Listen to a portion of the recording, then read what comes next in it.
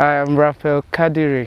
I'm from Nigeria. I'm from Edo State, reside. Here is Papa's ground in Kubo.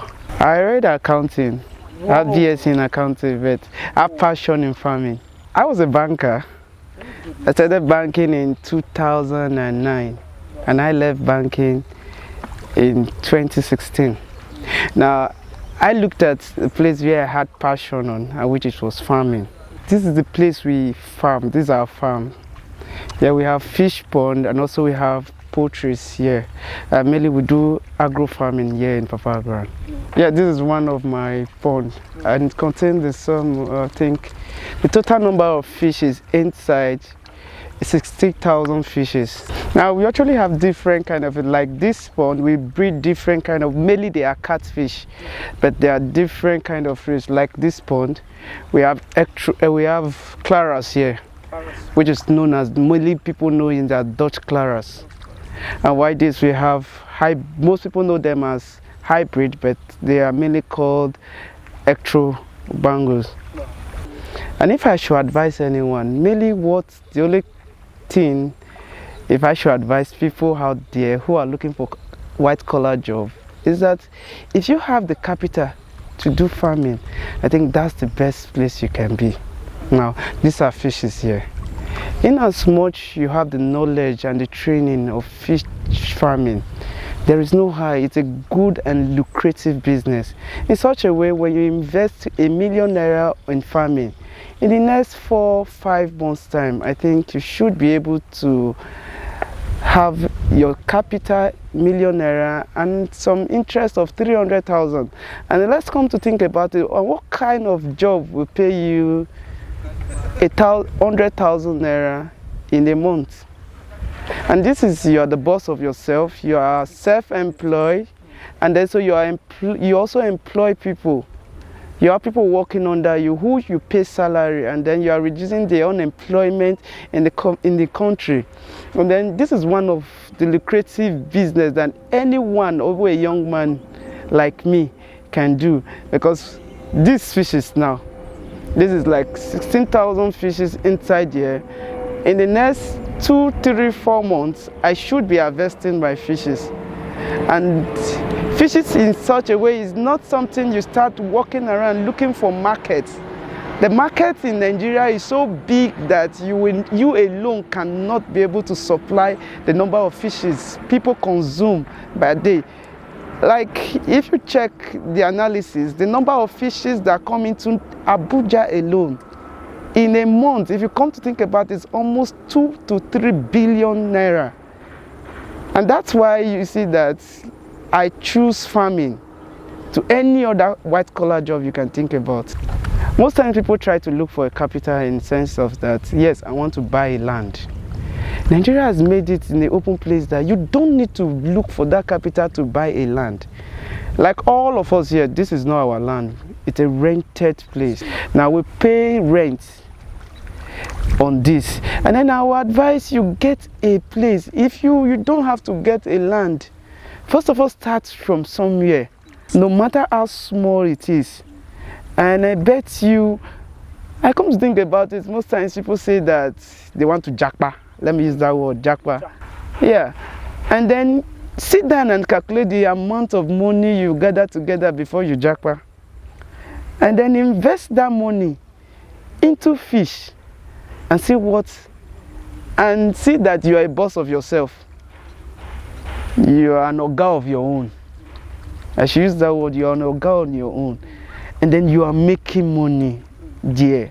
And then you have your right and you are growing your business.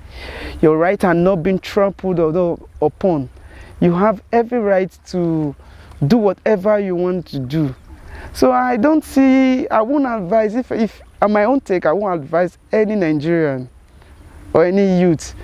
Try and calculate the money you want to use to jackpot and then use it to invest it on fishery, and then see what it gives to you at the end of 6 months. Because I know jackpotting out of this country, at least it will cost you not less than 6 million naira. And invest that on fishery and see what fishery gives to you. Invest that on anything, farming, birds, and then see what it gives to you. And then you now see yourself jackpotting out of the country and then being in Nigeria and making your money in Nigeria. There are a lot of advice. There are a lot of things. You know, when we were in school then, in primary school, when we did agriculture and they were asking us what are the problems of agriculture, we all and most of this government know the problems of agriculture. It has not changed. Electricity, road, market. Now those are all those things, the problem we have in this country. Now, first of all, the capital. Now most of you will come to see that they say there are subsets of funds which are made available for the agro farmers. And I will bet you that most of all those funds do not get to these farmers. Like me, I have never gotten any loan, any grant from any organization. And I think I have had a point of even writing, filling forms, doing proposal, business plan, and nothing comes out of it. And then I think my main advice to the government is that they should make sure that most of all these funds which are made for the farmers should get to the farmers, the real farmers, the real people who needs the funds. First of all, capital. Because doing fishery is a very expensive and highly, you need to have much capital to feed your fish. It's just like garbage in, garbage out. It's what you give to them is what you will receive. You can't expect to put 1,000 fish and then you need to spend 200,000 naira to gain. You end up losing your money. And then the main problem we have in this farming, first of all, capital. And then two, again, the market. I think the government should actually create a way where these products can be marketed to the end users. Now we see that we spend a lot and more time, and then you get peanuts from inside because the market are not being controlled. We don't have access to control the market. Let me come down here. When the mala wants to come, he doesn't know how much ever you spend on the fish.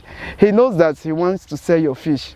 And because he is the main marketer the only marketer, not even the only marketer in that place, he tells you this is what he wants to sell, what he wants to buy. And because you don't have control on that market, you just have to sell your product in that way and get whatever you want. I think the government should actually create an avenue where this product can be sold, a market where we can sell this product. And again, we've talked about the capital wise, and then we should see when we have products and then we don't have storage of this product because they are perishable goods.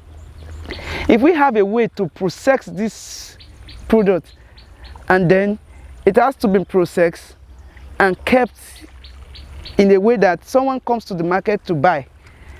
And then I don't have to call malams to come and pack them off in a cheaper price. I process it, store them when there's storage on them. And then when I have like 1,000 fish which are up to harvest, I harvest my fish, store them, and then package them well.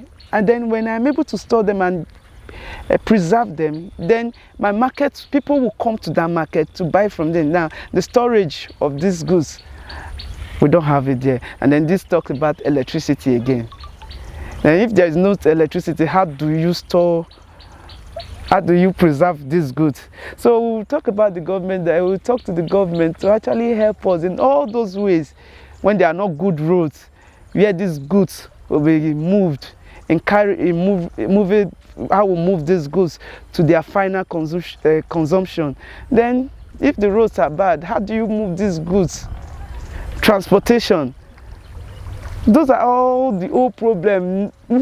Most of them know this problem because we are all taught when we are in secondary school what are the problems of agriculture. And let those money, those things, those grants who are meant for the youth, who are meant for those things that are meant for those farmers should get to them. Like I could remember in 2016 when I left banking.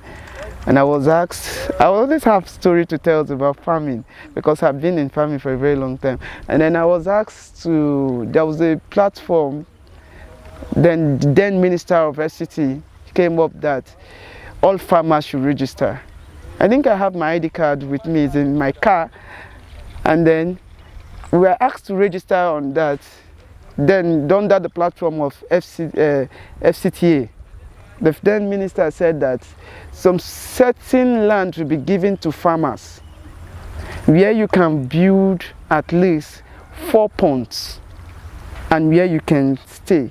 But I bet you, I registered on that, but I never got that.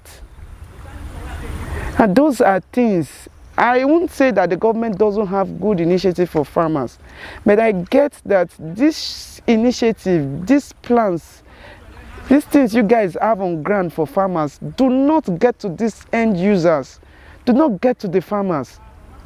So I think one of the problems is that capital, and let's whatever grant you guys are doing, let them make sure, let there be bodies that yes, we guide that yes, these things actually get to the main people who needs them, not those that don't need them.